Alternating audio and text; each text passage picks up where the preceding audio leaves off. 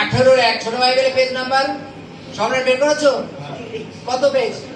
1। চলো হালেলুয়া। আর তিনি তাহাদিগকে এইভাবে একটু দৃষ্টান্ত করিলেন যে তাহাদের সর্বদা প্রার্থনা করা উচিত, নিরুৎসাহ হওয়া উচিত নয়। হালেলুয়া।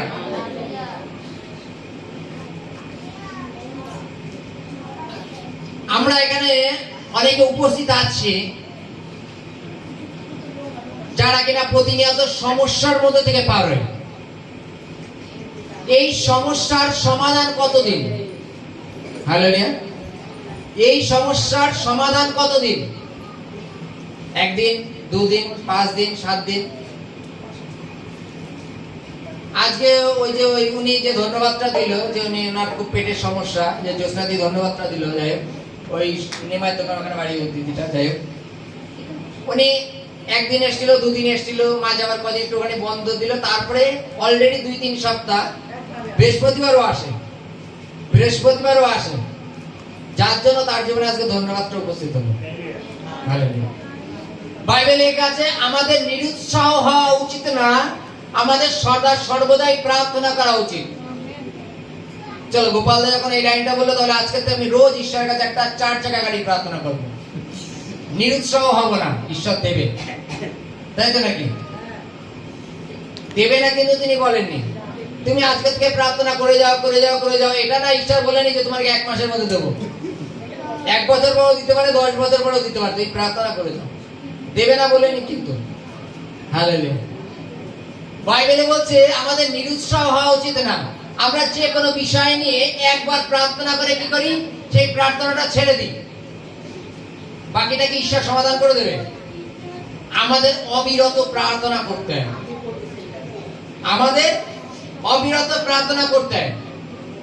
একটা ঘটনা দিয়েছে, ঘটনাটা এদিক দিয়েছে, একটা জাগতিক ঘটনা তুলে দিয়েছে। জাগতিক ঘটনা কি? আমরা দেখেছি পাড়ায় একটা মানে মাথা মোটা মাতব্বর থাকে, জানো তো? প্রত্যেক পাড়ায় মাথা মোটা মাতব্বর থাকে। দাদা, এক কথা যাকে দাদা বলা হয়। যদি বলো তাকে আমি মাথা মোটা কেন বলছি?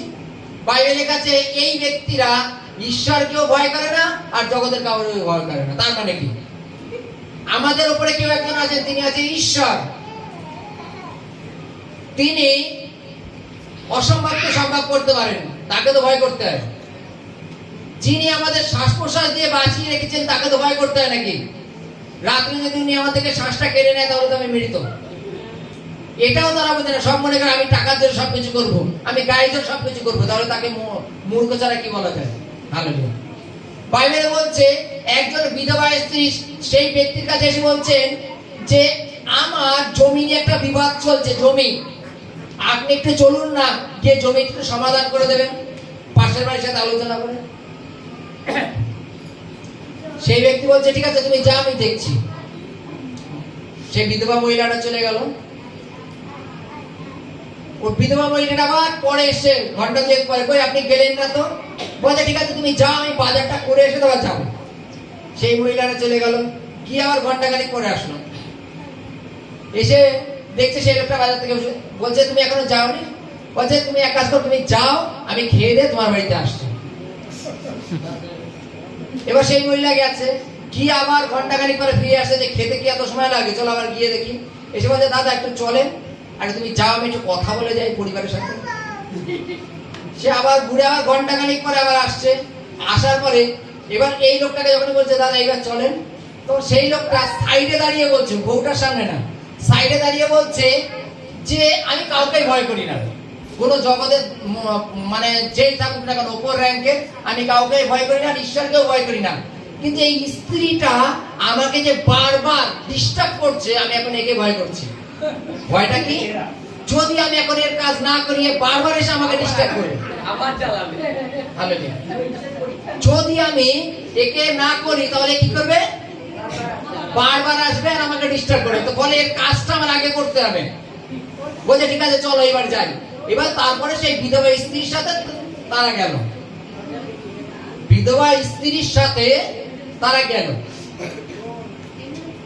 এবার বিধবা স্ত্রীর সাথে যাওয়ার কারণ কি জানো? কেন এই বিধবা স্ত্রী কিন্তু তার পিছু ছাড়েনি। আমরা কি হয় প্রথমবার গেলাম, যখন বললো ঠিক আছে এখনো আসেনি, ও রাত যাবো না, উনি এত ঘাম দেখায় কেন, এত ঘাম দেখায় কেন, তাই তো উনি এত ঘাম দেখায় কেন এইভাবে, তাই তো। এখানে কি বলছে, আমাদেরও তদ্রূপ নিরুৎসাহ হওয়া উচিত না, মানে আমাদের হাল ছেড়ে দেওয়া উচিত না, আমাদের বারবার ঈশ্বরের কাছে প্রার্থনা করা উচিত। সকালে দুপুরে রাত্রে যখন সময় বা প্রার্থনা করো। ঈশ্বর বাইবেলের কাছে যদি জগতে এই পাপী মানুষ যদি মন পরিবর্তন করতে পারে, তাহলে যিনি ঈশ্বর তিনি কি আমাদের প্রার্থনা শুনে মন পরিবর্তন করবেন না? এই বিধবা স্ত্রী সেই পাপীর কাছে বারবার এসছেন। এবার পাপী কেন বলা হচ্ছে তাকে? কারণ সে ঈশ্বরকেও মানত না,